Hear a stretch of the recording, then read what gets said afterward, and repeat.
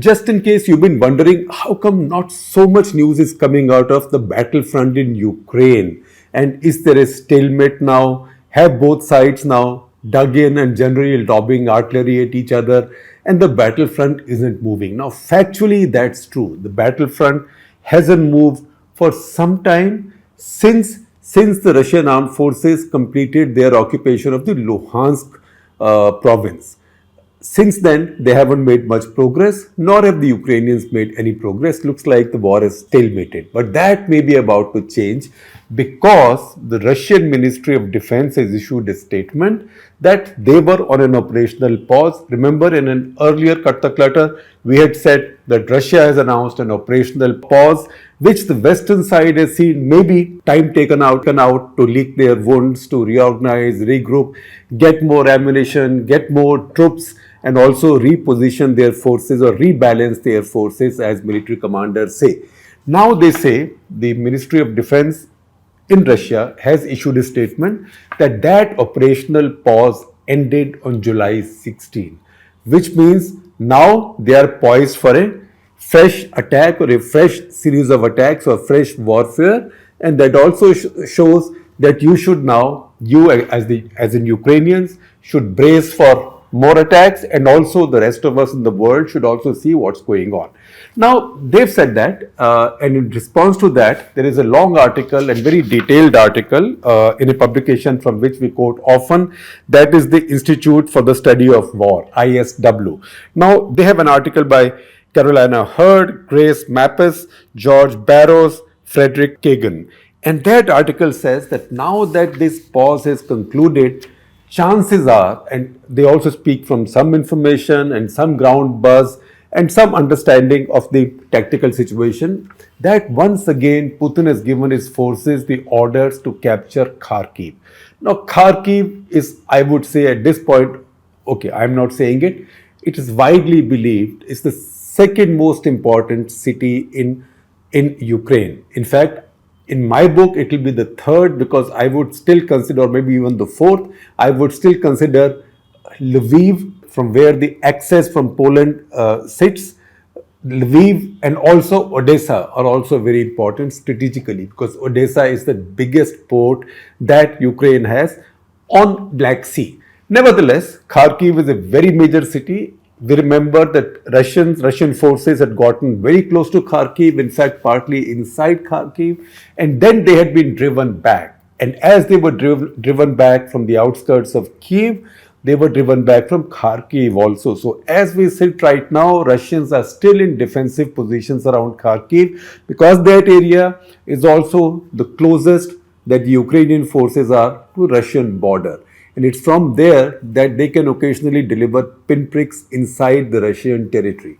So if Russians again decide to take that city, which is very heavily defended by the Ukrainians, it's going to be quite a battle. So in fact, this ISW study says that no matter how improbable the chances of Russia succeeding in taking it, it looks like Putin has given the orders. Now, whether Putin means it or not, because in warfare there is also feint business and there is also deception. So maybe he doesn't want it. Maybe while he's feinting towards Kharkiv, they might go for Mykolaiv. Now, Mykolaiv is also a target that we have spoken about, because Mykolaiv, they'd gotten close to it in the first burst, but they were driven back, and since then the Ukrainians have strengthened their positions there. But Mykolaiv, in a way, is on the route to Odessa. So if the Russians want to capture the port of Odessa and then go and link up to Moldova, then they have to take Mykolaiv. So over the past couple of days, there's been very heavy bombardment on Mykolaiv.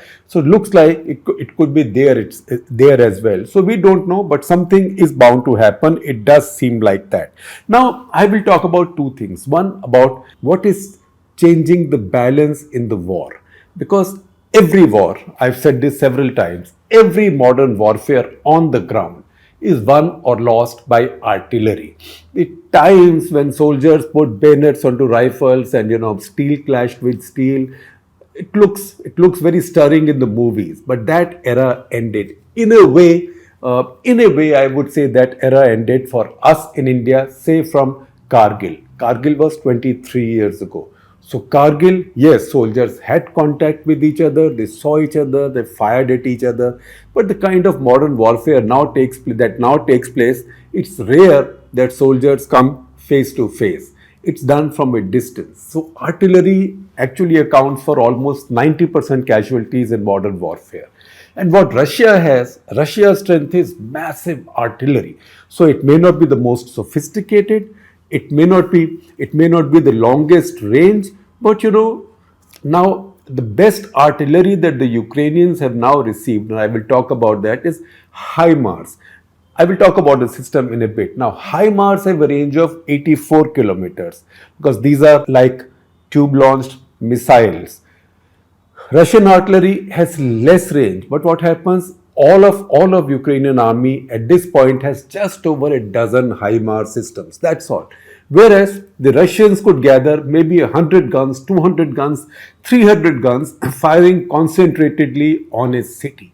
And can you imagine the devastation that would cause? So I'm sharing with you this threat of tweets that have been put out by Leonid Volkov. Leonid Volkov is chief of staff with Alexei Navalny, who's a dissident in Russia, an opponent of Putin, who Putin has jailed now for some time. I think we have done 2 episodes of Cut The Clutter on Navalny. And he's the one who was once, if you remember correctly, had survived an attempt on his life, which had been done by planting poison in his underwear, right? So that's sophisticated an attempt, but he survived. So Navalny is chief of staff, and he says that, look, what does Putin want right now? Putin right now knows that he cannot win the war of sophistication, so he's trying to win the war of scorched earth. What is scorched earth? That means I will destroy everything.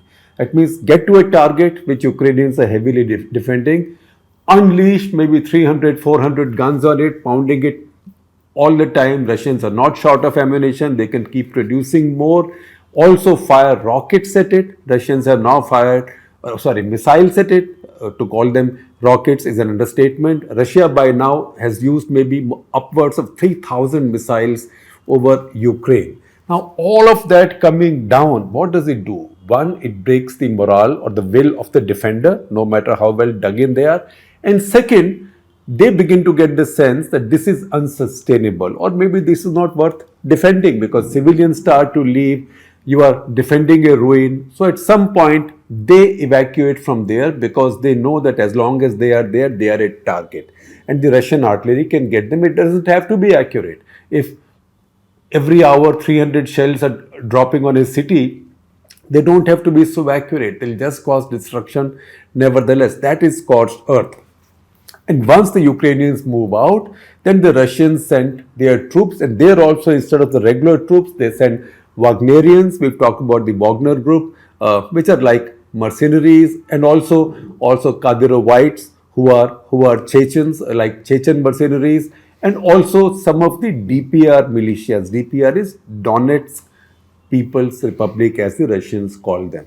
These are the areas of Donbass that the Russians recognized as sovereign republics. Nevertheless, what Leonid Volkov says is that what is Russia getting at? Russians so far were succeeding with this. They were going hammering out the daylights from all these targets which Ukrainians were defending. And as Ukrainians left, finding them unsustainable or finding the fire too much, Russians then moved in and said, we've captured it. Now that has begun to change. And that balance has been shifted by the introduction in the battle of something called HIMARs. Now, what are HIMARs? HIMARs are the new system that the Americans have given to Ukrainians. HIMARS stands for High Mobility Artillery Rocket Systems. And as the name indicates, these are launchers, like multiple rocket launchers, mounted on truck chassis, so we can move very quickly from place to place. And they can fire these rockets, and these rockets are actually missiles. They are GPS guided. So if you have drones identifying the targets, right, and tracking, then you can do all this electronic stuff and have GPS guiding these missiles. And these missiles are deadly accurate and give you very little warning time.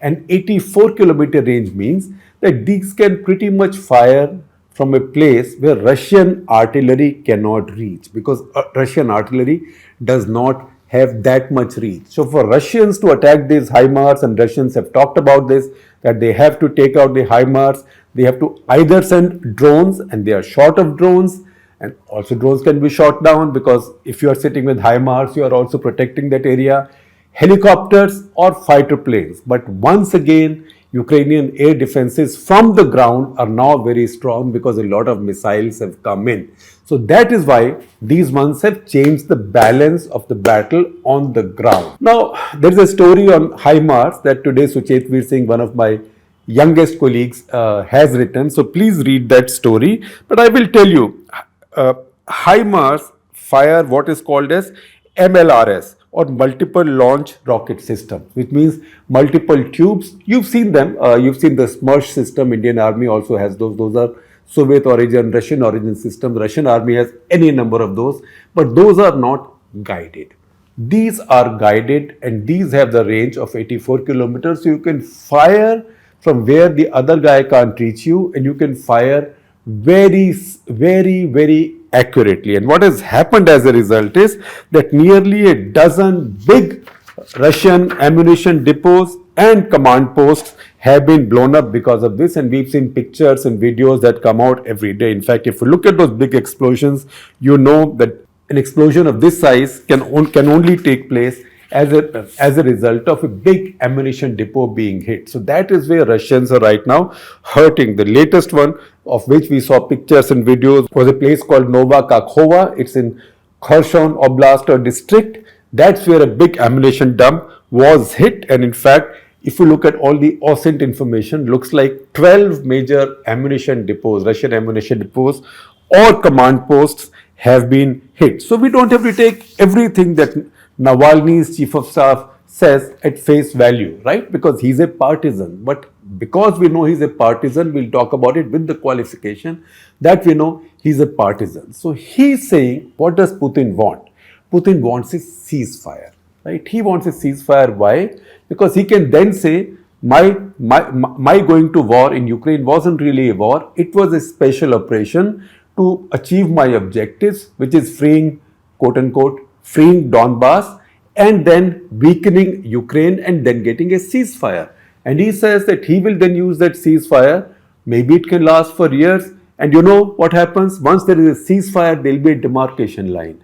Once there is a demarcation line or a ceasefire line, this becomes a de facto border, because as the 17th century wisdom goes in global strategic affairs, the wisdom is possession is 9/10 of ownership. So Russia will own this, and after that it will be impossible for Ukraine to relaunch an attack on Russia to free these places, because even if they do so, then the European powers will say, अरे भैया इतनी मुश्किल से तो piece कराई है, why the hell are you taking fresh पंगास? आप खुश रहो, 18-20%, 18-20% of your territory you lost, about half of that Russia already had. So let there be peace. That will then become a permanent loss of territory for Ukraine, and that is not what Ukraine's public opinion also wants. But that is what Putin will try. Now, how will Putin try and achieve that? So once again, Volkov's analysis is that Putin tried to use two generals, General Hunger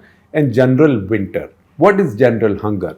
So Putin said, first of all, that if you don't bring about a ceasefire, or if you don't tell the Ukrainians to pipe down, then I have blocked all of Ukraine's ports and all of Black Sea. So all these Ukrainian grain, particularly wheat that goes out from here, that will not reach. So all of Africa, so much of Africa, and big countries, big populations, Indonesia, Egypt, those two are the largest importers of Ukrainian wheat.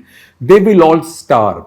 And when Africa begins to starve, then hundreds of thousands of African refugees will land up in European countries, and that will cause discord, and that will then result in people getting angry and right-wing parties coming to power in all the West European countries which see refugee influxes. And obviously, I'll be backing financially and otherwise your right-wing parties. So he says that Putin understands the way to deal with Western Europe is not to deal with them through its leaders. It is to deal with them through their electorates. But he says now that because of global public opinion, etc., and we've seen that happen now, it looks like the general hunger has failed, because as we speak, between Turkey and the UN, it's a UN sanctified accord. It seems Turkey, the UN, Russia, Ukraine, a plan is now being made out to evacuate the Ukrainian grain, because Ukrainians have been saying that they've been sitting on 22 million tons of wheat from their previous harvest, and a new harvest is about to come in, and they don't have the place to store the new harvest, so they might end up burning the earlier wheat. While big countries, see Indonesia, see how active Widodo, the Indonesian president, is in this situation, because Indonesia is the largest importer of wheat from Ukraine, as is Egypt. So that has now failed because grain is going out, because the global public opinion was much too averse to Putin using holding of food grain or forfeiting food grain as a blackmail. So the next one will be general winter. That is what has been taught to us since the 17th century. That general winter it was that laid low Napoleon, that laid low Hitler, and many more before and after. General winter in this case doesn't mean that in winter time Ukrainian army will tire out, because Ukrainian army is the same as the Russian army. They know the location. They are cold geography people. That will not matter. But general winter in this case means what impact it has on Western Europe, which uses cheap Russian gas for heating in the winter. So will all of Europe then freeze in winter and die? So that is the second thing he will use. That makes also the winter shorter for Ukraine and Ukraine's Western backers. So do what you want in the next 2-3 months. So if you have to launch counterattacks, etc., do it in the next 2-3 months, because after that you may not have the time.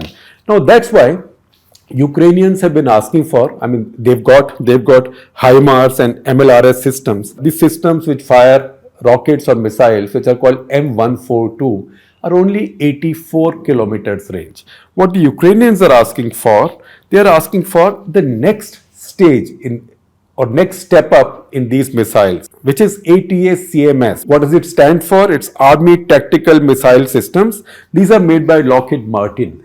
Now, these are also fired from the same tubes, but they can reach 300 kilometers. And they are also GPS guided. Now, the reason the Americans haven't yet released these to the Ukrainians is that Americans think with this, Ukrainians can hit deep inside Russian territory, genuine Russian territory, not occupied territory. And that might lead to escalation. And that is something that many experts in Europe, as well as many Western European countries and many American experts, don't buy into. And frankly, and no surprises, that Ukrainians don't buy into at all. Because they say that, look, if tomorrow we get to within one kilometer of our borders and Russians keep firing at us from 100 kilometers inside theirs, why can't we strike back? Because striking in somebody's territory can also be an act of self-defense. It is not escalatory. So what kind of escalation is taking place? So I will conclude this with 3 Chipmanisms. Now, why Chipmanisms? John Chipman is the Director General of International Institute for Strategic Studies based in London. It's one of the most reputed strategic affairs think tanks in the world. I also speak as a partisan because I was a research associate there in 93-94. That was some time back. I don't think many of you were born at that time. And when I was there, I wrote an Adelphi paper. There's a series of papers published by Oxford University Press then, and that was titled India Redefines Its Role. And you can see the jacket on the screen. India Redefines Its Role. That was Adelphi paper 293. That was a monograph where in 93-94, where we foresaw the rise of BJP. This was 93-94. Narasimha Rao was very much in control. But we foresaw the inevitable rise of the BJP and analyzed the reasons. One of which was that India's majority Hindus are now acquiring a minority complex. When that paper was written, John had just become director of IISS of the institute. Later, I served in the council of the institute for three-year terms for a total of 9 years. So let me declare my interest up front, which is just as well because I hold John in very high regard as a strategic thinker. His training basically has been in Europe, but now he looks at the world. So in this off the cuff that we recorded, which you will see on the Print YouTube channel, please don't miss it, particularly if you're interested in strategic affairs. And definitely, if you're an UPSC aspirant, don't miss it because you are listening to the master. But there were three chip mechanisms that I identified that are relevant to what we are discussing right now, the situation in Ukraine. Number one, that Western powers, John said, have tried to thermostatically control escalations, right? Now, this we have to see in the context of Ukrainians now wanting these 300-kilometer systems, that is 300-kilometer ATACMS missiles, and the Western powers being afraid of escalation. So he says that look, so far they've tried to, you know what a thermostat is? On an air conditioner in your car, on your home, you set the AC at 22, 23, 24, or if you're a nutcase like me at 19 or 18, right? And what happens as temperature goes up, then automatically your compressor starts pulling out more cooling effect or starts working harder. When it gets cooler, your compressor automatically, thermostat tells the compressor, your machine, to start working less. So he says that this idea of thermostatically controlling escalation, कि वो थोड़ा सा करेंगे, हम थोड़ा सा करेंगे. Russians escalate a little, we'll escalate a little. They'll do it. That is not working. That something more decisive has to be done, and maybe this ATACMs is something in that direction, or maybe Western fighter planes. Number two, that Western powers, and this is the second chip mechanism, that Western powers have tried to use deterrence by preemptive attribution. What that means is that if Russians are getting close to Kyiv, Western powers or Americans in particular will release information that we know that if the Russians take over in Kyiv, the following will be the puppets of the Russians. Or the Russians are now going to attack the port in Odessa, or Russians are now planning to attack Kharkiv. That is to deter, it is to inform the Ukrainians, but that they can do even secretly. Or if it is only to inform the Ukrainians, they will obviously do it only secretly. But in this case, they make it public so that Russians know that they know. And that then deters Russians from doing these things. Arey Baba, inko to pata hai, mera secret to khul gaya, so why should I go and attack? So that is the second. And third is, in Europe, the third chip mechanism, in Europe, geopolitical center of gravity has shifted from Western Europe to East and the North. We know what East Europe is, right? East Europe is the region which was earlier under Soviet influence. Lately, it has become very westernized. It's looking at the West. Many have joined NATO, many have joined EU. Ukraine wants to join both EU and NATO, and also Northern Europe. And Northern Europe are the Nordic countries, and there basically the big impact has come from Finland and Sweden deciding to join NATO, which is a work in progress. So once again, the three chip mechanisms.